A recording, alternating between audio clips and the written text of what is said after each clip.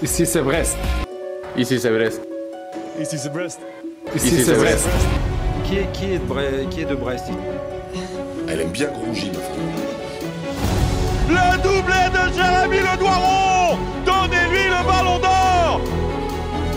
Balle de but pour Honora. La barre rentrante. Mais ils sont fous ces Bretons. Ils sont fous ces Brestois. Des grands connaisseurs qui peuvent se permettre de parler à ma place.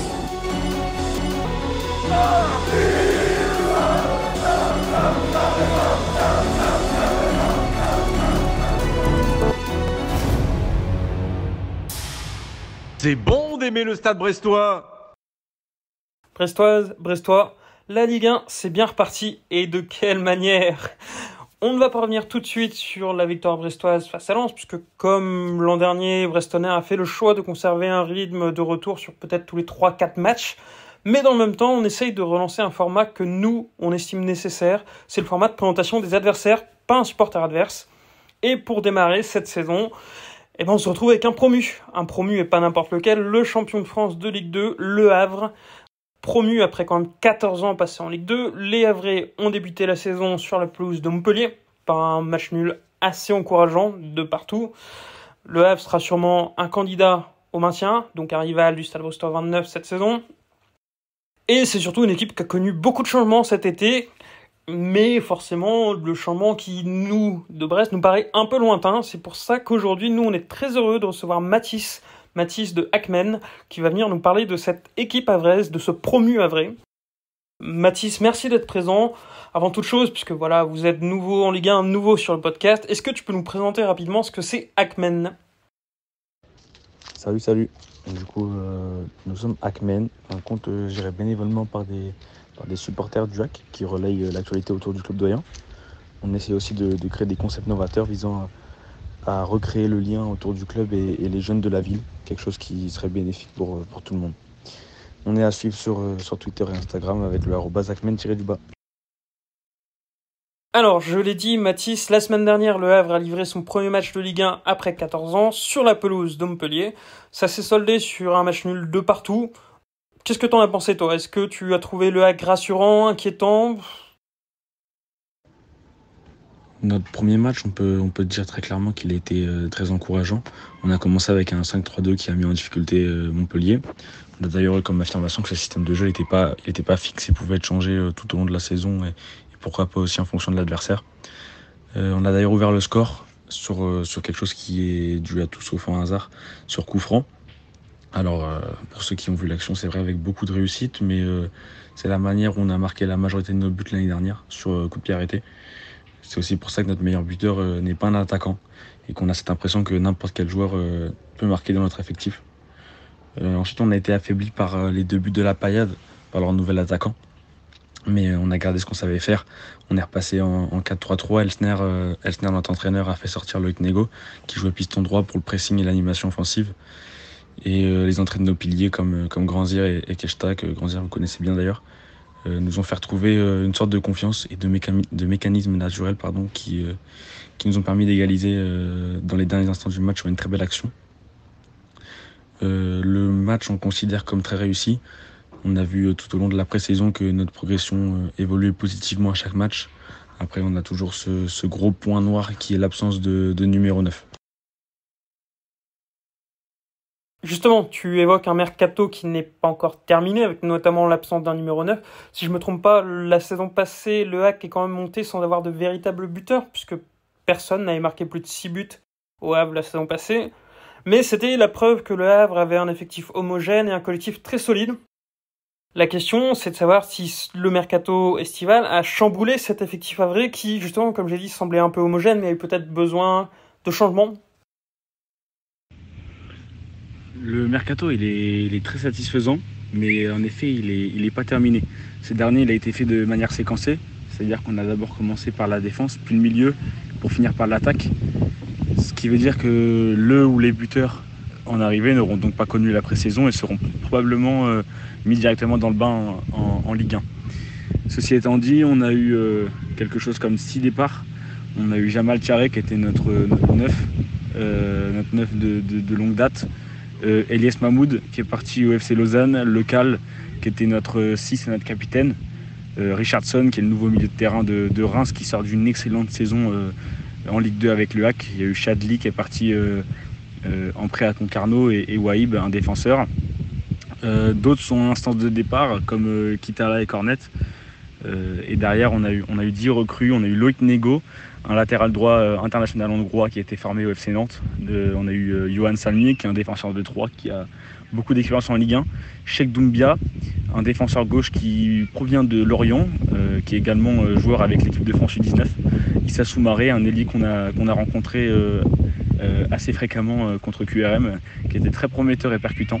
Candide Diawara, qui est venu de l'Apoel, comme disait Mathieu Bodmer, c'était un pari qu'il avait fait sur lui.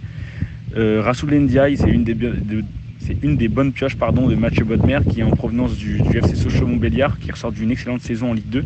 Daler Kouziaev, que dire, on est encore subjugué par ce transfert qui est sorti de nulle part, un international russe.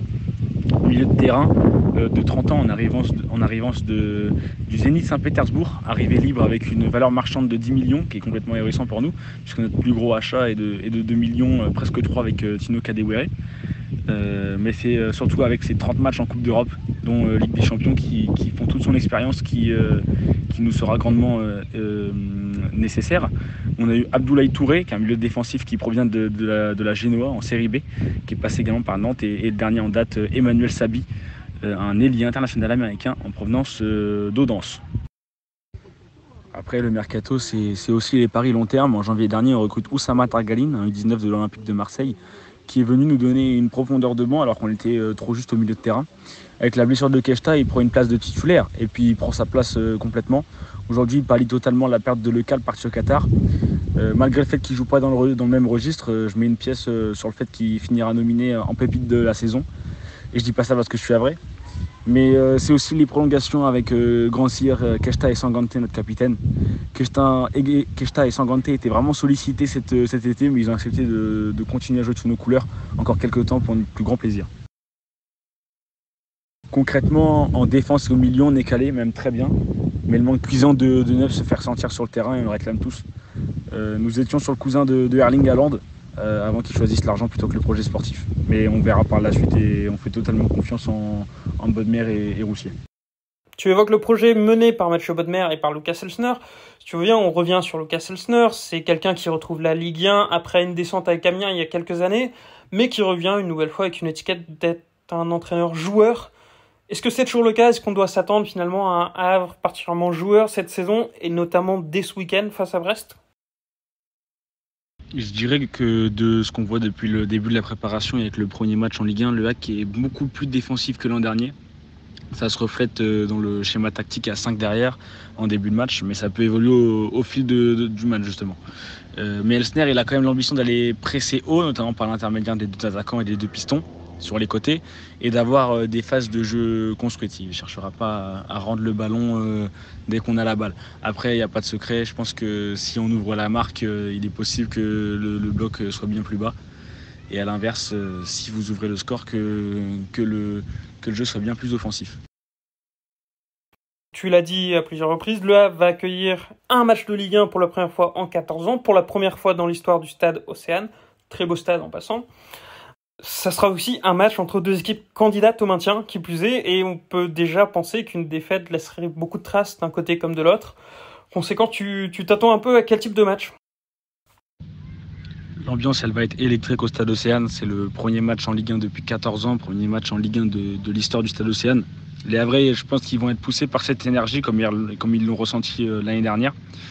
Maintenant, je m'attends à un match très fermé avec une équipe de Brest loin d'être ridicule, avec une très bonne fin de saison dernière. Je pense notamment à la victoire contre Marseille l'année dernière.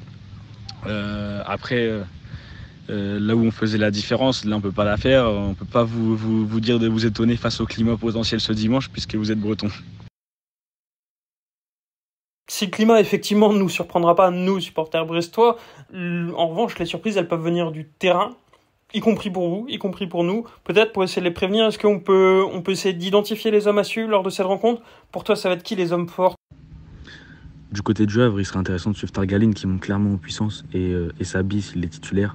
Maintenant, chaque joueur est capable de tout et c'est aussi l'avantage de notre effectif et ce qui fait notre force. Du côté de Brest, malgré les présences de Lesmelou et Del Castillo, je pense que l'on a plus à craindre d'un effectif entier et sa cohésion qui a démontré ses capacités, notamment en début de saison contre Lens. Et si on prend le point de vue inverse, c'est qui les joueurs ou les secteurs faibles que tu identifies? Du côté du Havre, le problème va clairement être le dos de la défense où on a manqué énormément de vitesse lors du match contre Montpellier. Mais ça va également être la finition et le jeu devant le but. Mathis, on te remercie chaleureusement pour ton temps. On te souhaite une belle saison. Pas trop belle puisqu'on espère tout de même finir devant le Havre. On va quand même se quitter, tradition oblige, sur un double pronostic. Le premier pronostic, il est très simple, c'est le score ce dimanche. Quel score tu vois ce dimanche entre le Havre et Brest? Et le second pronostic, il est quand même plus audacieux. Mathis, est-ce que selon toi, le Havre et le Stade Brestois se sauveront cette saison? Pour le premier match de Ligue 1 de l'histoire du Stade Océane, du moins avec le HAC, je vois bien une victoire des Ciels et Marines poussée par leur public, malgré un match fermé, une petite victoire 1-0. Et je voudrais pas trop me prononcer défavorablement sur le sort de Brest cette saison, au risque de faire le Havre-Brest à pied en début de saison prochaine. Plus sérieusement, ça a l'air de bien travailler à Brest dans une Ligue 1 à 18, le challenge sera d'autant plus corsé, mais je vois bien l'équipe se maintenir.